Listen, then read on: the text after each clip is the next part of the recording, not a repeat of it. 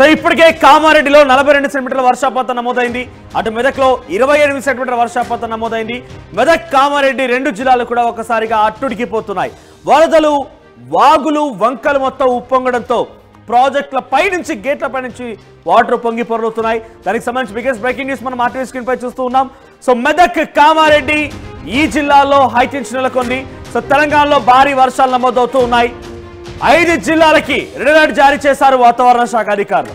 కామారెడ్డి, నిర్మల్, నిజామాబాద్, దీంతో పాటుగా అటు మెదక్, సిద్దిపేట జిల్లాలకు కూడా రెడ్ అలర్ట్ జారీ చేశారు. సో ఈ జిల్లాల్లో మరి కాసేపట్లో భారీ నుంచి అతి భారీ వర్షాలు కురిసే అవకాశం ఉందట. అయితే నేను మీకు బ్రీఫ్ చేస్తాను ఎక్కడెక్కడ ఎటువంటి సిచ్యువేషన్ ఉందనేది.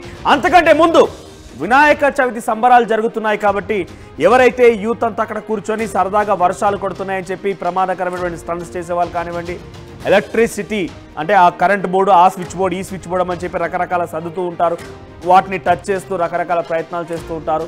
సో దయచేసి ఇవన్నీ మానుకోండి. సో ఇప్పుడు వర్షాలు భారీగా కురుస్తున్న నేపథ్యంలో తగు జాగ్రత్తలు తీసుకోమని చెప్పి ఆర్టీవీ కూడా హెచ్చరిస్తోంది.